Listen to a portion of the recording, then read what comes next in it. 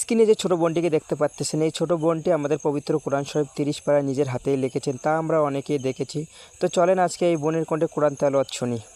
يا عبادي الذين آمنوا إن أرضي واسعة فإياي فاعبدون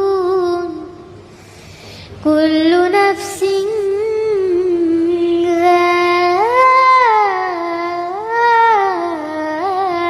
ذائقة الموت كل نفس ذائقة الموت ثم إلينا ترجعون والذين آمنوا وعملوا الصالحات لنبوئنهم من الجنة غرفا